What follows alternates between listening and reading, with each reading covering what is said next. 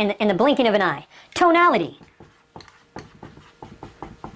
Listen, there are all kinds of people out there. Some people will just look like a hard eye. You know what you do then? You just give them a look and a smile right back to let them know that you're not intimidated, and just take their order. Let them be in charge and sell themselves, sure. And if they balk or stroke you, then you just, all right. And then they end up signing themselves up. See, you can let them. We'll get into it in every little way that you can imagine. Now, the eyes. Vocal tonality here, by the way. Vocal tonality. Pacing. Pacing. You get someone on the phone. Hello? Yeah, they say hello like that. They say hello. You say hello. See? Matching their mood instantly. If they pick up the phone and say, hello, how are you? You say, pretty good. How you doing? See? Matching that vocal tonality is crucial. How do you stop a moving train? You run along with it, don't you? You match its tempo. Now later we'll break the tempo or use the broken rhythm way to confuse, confound, intercept, and ultimately destroy any objection that could ever come up. All with a moral and ethical purpose, of course. So vocal tonality. You can have what I call matching or mirroring, okay? To where you basically sort of duplicate. Now you don't fake it. You don't fake a New York accent when they say, hello, how you doing? You don't say, pretty good, how you doing? No, you just say, if they're a wise guy, a good fella answering the phone, New York voice, hello. You can say, hey, how's it going? See? Little punch, a little fast. Huh? See? See? Do you see what I'm telling you right now? You can see the same thing in person, because if you come up or on the phone and they say, hello, this is Dr. Joe Russo. Okay? And you go, how are you today, sir? Boom, you're done. Not a chance. But if you go, hey, how's it going? My name is John Smith. Boom, boom, you've matched pacing, vocal tonality. You're running with that train, you're jumping on it, okay? Because if you try to stop a moving train and it's going fast and you just tiptoe along and grab it, boom, you're gonna get your arms pulled out of their sockets. Do you follow what I'm saying? Okay, so tonality, vocal tonality. Eyes, okay? A piercing gaze? Or is it, what about eye contact? In person to person, you want to maintain eye contact. But you don't want to maintain too much eye contact, because some people are uncomfortable. They look away, they blush. So you want to give them just the right amount of eye contact. Just the right amount. But have you ever heard it, someone said, I don't trust him, he wouldn't look me in the eye. You know, years ago, I pulled up in my car to pick up a lady friend for a date. And her brothers were out there in front of her apartment. And we just got to talking. They were admiring my new convertible. It was a brand new car. This was years ago, okay? And a cop pulled up, and I saw him in my peripheral right there. And I was smiling and talking to these guys, and they looked, and I looked at the cop car, but I didn't look the cop in the eye. So lo and behold, my lady gets in, and we drive away, and just cop turns around and pulls me over, whoop! And I said, well, why'd you pull me over? You saw I was just picking up my friend. And he said, you didn't look me in the eye. You didn't look me in the eye. And I said, well, hi. And I looked him right in the eye. I said, I didn't think about it.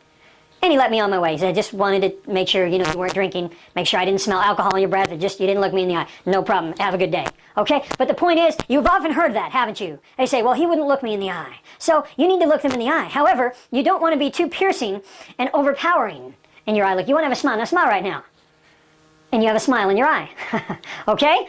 Can you do that without smiling with your face and have a smile in the eyes? Okay? Or a piercing look.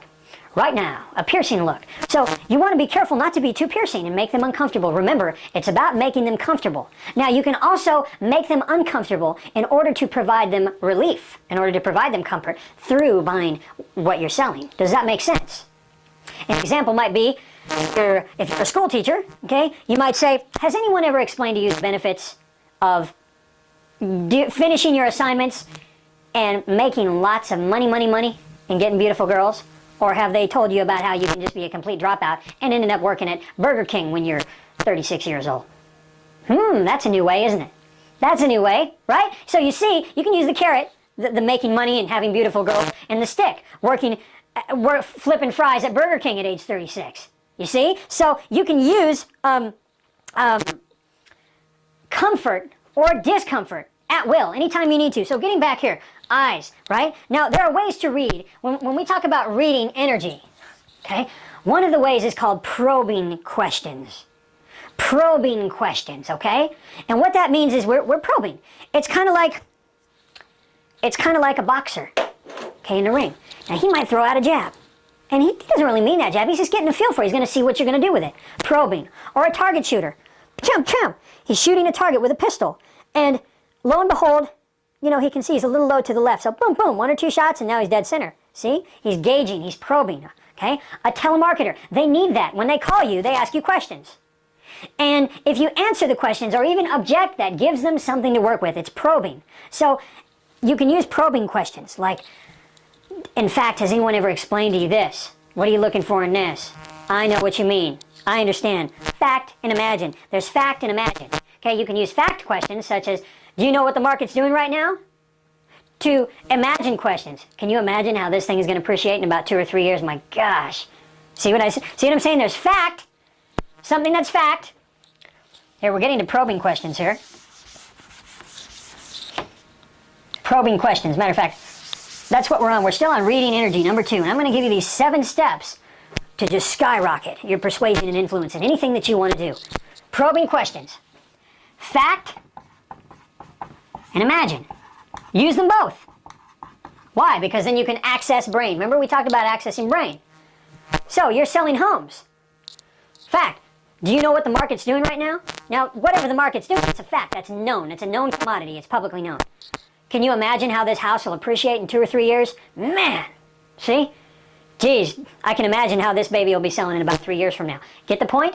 Get the idea? Fact, imagine probing questions, okay? Then you gauge their response. You can gauge their response. Now, I'm using the analogy of selling a home. But it might be anything else. It might be getting a date. Fact.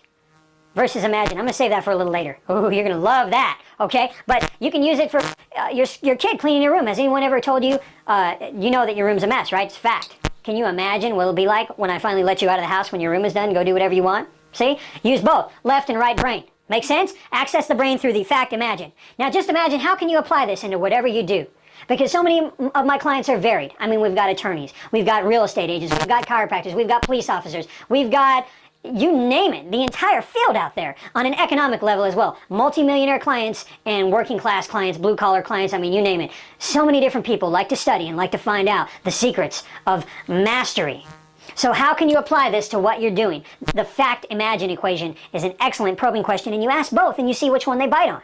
If you say, do you know what the market's doing right now? And the guy says, I couldn't care less, okay? Then you don't want to ask an imagine question like, can you imagine how this thing will appreciate in 3 years, 5 years? Why wouldn't you want to ask that? Your fact gauges your imagine question. Because you can tell he couldn't care less. He might say, do you know what the market's doing right now? And the guy might say, well, I don't care about that. I'm just looking for something that me and my family will fit into. Okay? Then your imagine question would be, can you imagine how cool it would be to have a barbecue on this patio, like on a Saturday morning with the family? Do you see? Do you see what I'm telling you? Fact imagine. This is very good. This is left, right brain, and you see which one they go for. Now, if they were to say, if you said, do you know how this market has appreciated? Or do you know how the market is doing right now? And the guy says, oh man, it's phenomenal. I mean, it has gone through the roof. Now you know this guy is market oriented. He's appreciation oriented. So you'll say, can you imagine how this puppy is going to appreciate in 2 or 3 years? My gosh, some people are doubling their money in just a couple years in this red hot market. Whatever it might be, you tell the truth, you know your facts. You see what I'm saying? So through fact and imagine. Does that make sense? Now, I got that, I intuited that out of years of experience. This is copyrighted material. Don't sell it, okay? Keep it to yourself. Keep these tricks to yourself, and you'll be the guy in your office closing all the deals and putting your competition to shame. So use the fact imagine question as another probing question. Then you can gauge their response, okay? You can find out, how are they motivated? Are they relief oriented, or are they victory oriented? Are they comfort motivated, or are they profit motivated? Okay? Are they warrior or peasant stock? Make sense? All kinds of people out there, but you can find out are they emotional or are they dry? If they're dry and reserved, then you'll want to mirror that and match that. You'll want to, yep. Yeah, it's great how this market's doing, isn't it? See? You want to match their tonality and match their energy. Remember, always come back to the question. How do you stop a moving train? How do you stop a moving train? That's it. You use that. You harmonize with it. Okay, now a school teacher might say, has anyone explained the benefits to you of just what it'll mean with your high school diploma? Let me ask you a question. Do you want to be working at McDonald's when you're 30, flipping fries? Or do you want to be running your own business and having a brand new Porsche and a hot babe? Okay? Now, talking to a 16-year-old boy like that might get him to do his homework, giving him the either or, okay? Or at a job, when you're asking for a raise, you might say, by now you've seen my dedication to this business and the quality of my work. And with that in mind, I'd like to ask for a raise. With that in mind. See, with that in mind, what you're doing is you're setting it up, okay? By now, excuse me, Mr. Smith, I'd like to talk to you. You're coming in asking for a raise, okay? Wanted to talk to you. By now, by now, you've seen my dedication to this business or this company and the quality of my work. See, it's an undeniable fact. By now you've seen it, haven't you? Yes, you have. He can't deny it. He can say, no, I haven't seen it. Okay? And if he has, you can say, well, look at this, look at this, look at this. I've never been late. Look at my production, whatever it is in your job. You see, look at this. I have the proof right here, sir. So now you can see it. And with that in mind, I'd like to ask for a raise. You see?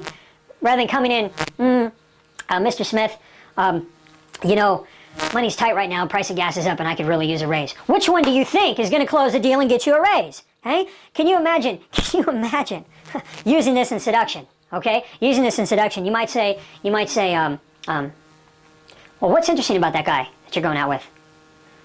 Oh yeah? Well, could you imagine having someone that was just so exciting and fun, but you could totally trust? Ah, you see? So we'll get more into that later. You know, you can say, what's exciting about him? And she might say, well, you know, he's really nice and he's really cute and this kind of thing. And you could say, I know what you mean. And yet there's so much more than that, isn't there?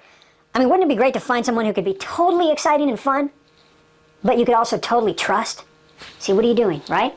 As Ross Jeffrey says, capturing and leading the imagination. Okay? But we take a whole different angle on this, don't we, with our probing questions. We can use fact and imagine, can't we? This is a vital tool right here. This is your little magic bullet right here, okay? Probing questions also plant ideas or commercials, okay? Commercials, they repeat the jargon. They'll repeat what they hear. You know, if you say, think about common popular jargon like, that sucks, okay? Or, oh, it's a Monday, right? How many times have you heard that? People pick up things. So when you probe questions, you can plant ideas into them.